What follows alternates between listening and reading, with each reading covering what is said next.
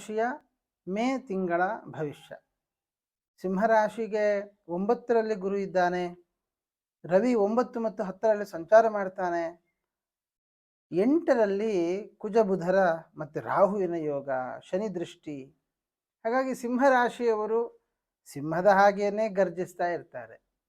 ಕಾರಣ ಅಷ್ಟಮದಲ್ಲಿ ಪಾಪಗ್ರಹರ ಯೋಗ ಇದ್ದಾಗ ವಿಪರೀತವಾದ ಸಿಟ್ಟು, ಸಣ್ಣ ಸಣ್ಣ ವಿಷಯಕ್ಕೂ ಸಿಟ್ಟು ಮಾಡಿಕೊಳ್ಳುವಂತಹದ್ದು, ಅಥವಾ ಮಕ್ಕಳ ವಿಷಯದಲ್ಲಿ ಪ್ರಧಾನವಾಗಿ ನೇತಾ ಕುಮಾರೋ ಬುಧ ಅಂತ ಹೇಳಿದ ಹಾಗೆ ಕುಮಾರ ಕಾರಕನಾದ ಬುಧನೂ ಅಲ್ಲೇ ಇರೋದ್ರಿಂದ ಮಕ್ಕಳ ವಿಷಯದಲ್ಲಿ ಇರಿಟೇಟ್ ಆಗಿ ಗಂಡ ಹೆಂಡಂದಿರ ಮಧ್ಯದಲ್ಲಿ ಗಲಾಟೆಗಳಾಗುವಂಥದ್ದು, ಈ ಥರದ ಅನೇಕ ಸಂಗತಿಗಳು.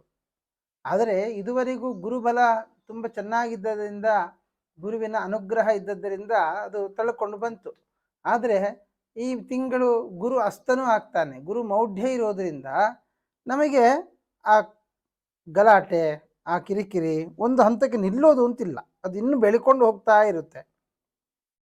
ಬೆಳೆದು ಬೆಳೆದು ಬೇರೆ ರೀತಿಯಾಗಿ ಅದು ಮಾರ್ಪಾಟಾಗುವಂತಹ ಸಾಧ್ಯತೆಗಳು ಕೂಡ ಇದ್ದಾವೆ.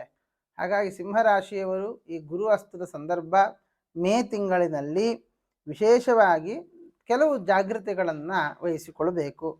ಅದರಲ್ಲಿ ಪ್ರಧಾನವಾಗಿ ಮಕ್ಕಳ ವಿಷಯದಲ್ಲಿ ಆಗಬಹುದು, ಸಂತಾನದ ವಿಷಯದಲ್ಲಿ ಆಗಬಹುದು, ವೈವಾಹಿಕ ವಿಷಯ ಆಗಬಹುದು. ಅದೆಲ್ಲದರಲ್ಲಿಯೂ ಕೂಡ ಈ ಗುರುಮೌಢ್ಯ ಅಂತಕ್ಕಂಥದ್ದು ಕೆಲಸ ಬೀರುತ್ತೆ. ಹಾಗಾದರೆ ಯಾವ ಥರ ನಾವು ಅದನ್ನು ಸರಿಪಡಿಸಿಕೊಳ್ಳಬೇಕು, ಗುರುಮೌಢ್ಯಾದಿಗಳಿಂದಾಗಿ ಬರುವಂತಹ ಸಮಸ್ಯೆಗಳನ್ನು ಬಗೆಹರಿಸಿಕೊಳ್ಳಬೇಕು ಅನ್ನೋದನ್ನು ಕೂಡ ತಿಳಿಸ್ತಾ ಬರ್ತೇನೆ. ಇನ್ನು ಈ ಸಿಂಹರಾಶಿಯವರು ವಿದ್ಯಾರ್ಥಿಗಳು ಅಂತ ಯಾರಿದ್ದೀರಿ, ಅವರ ವಿದ್ಯಾಭ್ಯಾಸ ಇತ್ಯಾದಿಗಳನ್ನು ಗಮನಿಸುವಾಗ ಅದು ಕುಂಠಿತ ಆಗುವ ಸಾಧ್ಯತೆ ಇದೆ. ಕುಂಠಿತ ಆಗೋದು ಅಂತ ಹೇಳಿದ್ರೆ ಓವರ್ ಕಾನ್ಫಿಡೆನ್ಸ್, ನನಗೆಲ್ಲ ಬರುತ್ತೆ, ನಾನೆಲ್ಲ ಓದ್ಬಿಟ್ಟಿದ್ದೇನೆ ಅಂತ ಹೇಳಿ ನಾವು ಅದನ್ನು ಸರಿಯಾಗಿ ಅಧ್ಯಯನ ನಡೆಸದೇ ಇರುವಂತಹದ್ದು, ಓವರ್ ಕಾನ್ಫಿಡೆನ್ಸ್ ಜಾಸ್ತಿ ಆಗಿ ಮಾರ್ಕ್ಸ್ ಕಡಿಮೆ ಬರುವಂಥದ್ದಾಗಲಿ, ಅಥವಾ ವಿದ್ಯಾಭ್ಯಾಸದ ಕಡೆ ಗಮನ ಹರಿಯದೇ ಇರುವಂತಹದ್ದು, ಅಥವಾ ಈಗಂತೂ ರಜೆಗಳ ಕಾಲ, ಆದರೆ ಮುಂದಿನ ಕಾಲಮಾನಘಟ್ಟದಲ್ಲಿ ಯಾವ ಕಾಲೇಜಿಗೆ ಹೋಗಬೇಕು ಅಥವಾ ಯಾವ ಸಬ್ಜೆಕ್ಟ್ಗಳನ್ನು ತಗೊಳ್ಬೇಕು ಇತ್ಯಾದಿಗಳ ವಿಷಯದಲ್ಲಿ ನಿಮಗೊಂದು ಒಳ್ಳೆಯ ಮಾರ್ಗದರ್ಶನ ಬೇಕಾಗುತ್ತೆ. ಹಾಗಾಗಿ ಯಾರಾದರೂ ಮಾರ್ಗದರ್ಶನ ಕೊಡ್ತಾ ಇದ್ದಾರೆ ಅಂತ ಹೇಳಿದ್ರೆ ಅದನ್ನು ತಿರಸ್ಕಾರ ಮಾಡಬೇಡಿ. ಅವರು ಏನು ಕೊಡ್ತಾರೆ ಅದನ್ನು ವಿಚಾರ ಮಾಡಿ ಒಂದು ತೀರ್ಮಾನವನ್ನು ತೆಗೆದುಕೊಳ್ಳಿ, ಒಳ್ಳೆಯದಾಗುತ್ತೆ.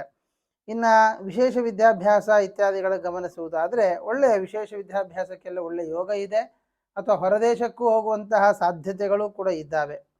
ಇನ್ನು ಈ ವಿವಾಹಾರ್ಥಿಗಳು ವಿವಾಹದ ವಿಷಯದಲ್ಲಿ ಗಮನಿಸುವಾಗ ಸ್ವಲ್ಪ ತಡ ಆಗುವಂತಹದ್ದು, ನಿಧಾನಗತಿ, ಅದು ಜಾತಕದಲ್ಲಿ ನಾವು ಒಮ್ಮೆ ವಿಮರ್ಶೆ ಮಾಡಿ, ಯಾಕೆ ಅಂತ ಹೇಳಿದ್ರೆ ಸಪ್ತಮದಲ್ಲಿ ಬಾಧಕಾಧಿಪತಿ ಆಗಿರತಕ್ಕಂತಹ ಕುಜ ಅಷ್ಟಮದಲ್ಲಿ ಹೋಗುವಂತಹದ್ದು, ಜೊತೆಗೆ ಶನಿಯ ಒಂದು ಯೋಗ ಸಪ್ತಮದಲ್ಲಿ ಬರುವಂತಹದ್ದು, ಪಾಪಗ್ರಹ ಸಪ್ತಮದಲ್ಲಿ ಬಂದಾಗ ಒಂದು ಕಳತ್ರ ವಿರಹ ಆಗುವಂತಹದ್ದು, ಅಥವಾ ತಡ ಆಗುವಂತಹದ್ದು, ಡಿವೋರ್ಸ್ ಆಗುವಂತಹದ್ದು, ಇವೆಲ್ಲ ಯೋಗ ಹೇಳ್ತಾರೆ.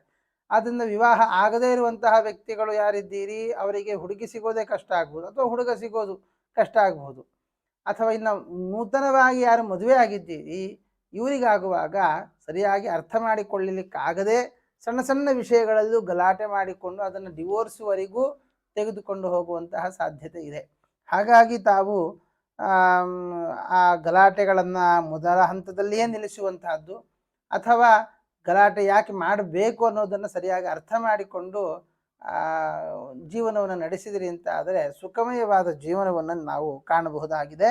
ಆದರೂ ಮೇ ತಿಂಗಳು ಆದಷ್ಟು ಗಲಾಟೆಗಳಿಂದ ದೂರ ಇರಿ. ನಾನು ಮೊದಲೇ ಹೇಳಿದ್ದೇನೆ, ಗಲಾಟೆಗಳು ಜಾಸ್ತಿ ಆಗುತ್ತೆ, ಆದರೂ ಅದರ ಬಗ್ಗೆ ಸ್ವಲ್ಪ ಗಮನ ಹರಿಸುವುದು ಒಳ್ಳೆಯದು.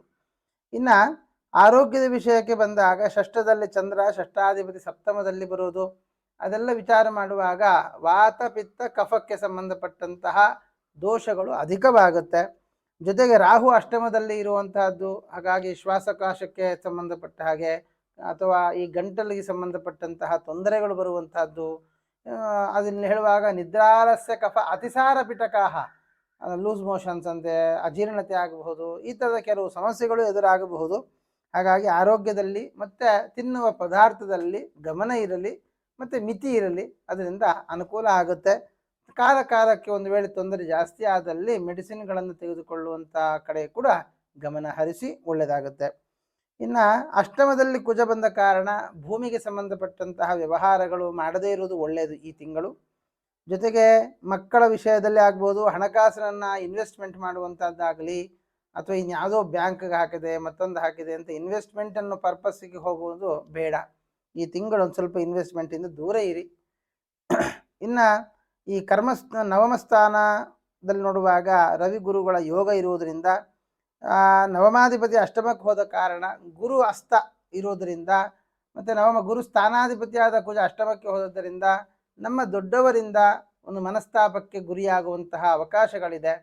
ಅಥವಾ ಅವರಿಗೆ ನಾವು ಮಾಡ್ತೇವೆ ಅಂತ ಹೇಳಿ ಅವರ ಮಾತನ್ನು ಮೀರುವಂತಹದ್ದು, ಇದೆಲ್ಲ ನಾವು ಗೊತ್ತಿದ್ದು ಮಾಡುವಂಥದ್ದು, ಗೊತ್ತಿಲ್ಲದೆ ನಡೆಯುವಂತಹದ್ದಲ್ಲ. ನಮಗೆ ಗೊತ್ತಿದ್ದೇ ನಾವೆಲ್ಲ ಮಾಡ್ತೇವೆ. ಯಾಕೆಂದರೆ ಅಷ್ಟಮಾಧಿಪತಿ ಆಗಿರತಕ್ಕಂತಹ ಗುರು ಇವತ್ತು ನವಮದಲ್ಲಿ ಕೂತು ಅಸ್ತನಾಗ್ತಾ ಇದ್ದಾನೆ. ಅಂದರೆ ಧಾರ್ಮಿಕತೆ ಅಂತಕ್ಕಂತಹದ್ದು ಮುಖವಾಡ, ಧಾರ್ಮಿಕತೆಯ ಮುಖವಾಡವನ್ನು ಧರಿಸಿಕೊಂಡು ಅಧರ್ಮದ ಆಚರಣೆಯನ್ನು ನಡೆಸುವಂಥದ್ದು. ಹಾಗಾಗಿ ಅದನ್ನು ನಾವು ದೂರ ಸರಿಸಬೇಕು. ಯಾಕೆಂದರೆ ನಾವು ಸುಳ್ಳು ಹೇಳಿಕೊಂಡು ಜೀವನ ಮಾಡೋದಿದೆಯಲ್ಲ, ಅದು ಎಲ್ಲದಕ್ಕೂ ದೊಡ್ಡ ಅಪರಾಧ ಆಗ್ತದೆ. ಜೊತೆಗೆ ನಮ್ಮನ್ನು ನಾವು ನಂಬಿಕೊಂಡು ನಾವು ಹೇಗಿದ್ದೇವೋ ಹಾಗೇ ನಾವಿರಬೇಕು. ನಾವು ಬೇರೆಯವರ ಥರ ಇದ್ದೇವೆ ಅಂತ ನಾವು ಅಂದುಕೊಂಡು ನಾವು ಜೀವನ ನಡೆಸಿದರೆ ನಾವು ಅವರಾಗಲಿಕ್ಕೆ ಸಾಧ್ಯ ಇಲ್ಲ. ಆದರೆ ಪ್ರಪಂಚಕ್ಕೆ ಇವತ್ತಲ್ಲ ನಾಳೆ ನಾವು ಅವರಲ್ಲ ಅನ್ನೋದು ಗೊತ್ತಾಗುತ್ತೆ. ಆದ್ದರಿಂದ ಧಾರ್ಮಿಕತೆಯ ಮುಖವಾಡದಲ್ಲಿ ಅಧರ್ಮಾಚರಣೆಯನ್ನು ನಡೆಸುವಂತಹದ್ದೇನಿದೆ ಅದನ್ನು ಸ್ವಲ್ಪ ಬದಿಗೊತ್ತಿ ನಿಮ್ಮತನದಿಂದ ಯಾಕೆ ನಾವು ಧರ್ಮಾಚರಣೆಯನ್ನು ನಡೆಸಬೇಕು, ಧಾರ್ಮಿಕತೆಯಿಂದ ಯಾಕೆ ನಾವು ಇಟ್ಟುಕೊಳ್ಬೇಕು ಅನ್ನೋದನ್ನು ನೀವು ಮನಸ್ಸಲ್ಲಿ ಒಪ್ಪಿಕೊಂಡ್ರೆ ನಿಮ್ಮ ಜೀವನ ತುಂಬ ಚೆನ್ನಾಗಿ ನಡೀತದೆ. ಜೊತೆಯಲ್ಲಿ ಕರ್ಮಾಧಿಪತಿಯಾಗಿರತಕ್ಕಂತಹ ಶುಕ್ರನೂ ಕೂಡ ಬಾಧೆಯಲ್ಲಿರುವ ಕಾರಣ ಈ ಅಧರ್ಮಾಚರಣೆಯೇ ನಿಮ್ಮ ಕೆಲಸದಲ್ಲಿಯೂ ಕೂಡ ಮುಂದುವರಿತದೆ. ಅಂದರೆ ನಾನೆಲ್ಲ ಕೆಲಸ ಮಾಡಿಬಿಟ್ಟಿದ್ದೇನೆ ಅಂತ, ಆದರೆ ಮಾಡಿಸೋ ಕೆಲಸ ಯಾರ ಕೈಯಲ್ಲಿ? ಬೇರೆಯವ್ರ ಕೈಯಲ್ಲಿ. ಆದರೆ ನೀವು ಹೇಳೋದೇನು? ನಾನೇ ಮಾಡಿದೆ ಅಂತ. ಇದು ಕೆಲಸದಲ್ಲಿಯೂ ಮುಂದುವರಿದಾಗ ನಿಮ್ಮ ಮುಂದಿನ ಒಂದು ಒಳ್ಳೆಯ ಸ್ಥಾನಮಾನ ಸಿಗುವಂತಹ ಸಂದರ್ಭದಲ್ಲಿ ತೊಂದರೆ ಆಗುವ ಸಾಧ್ಯತೆ ಇದೆ.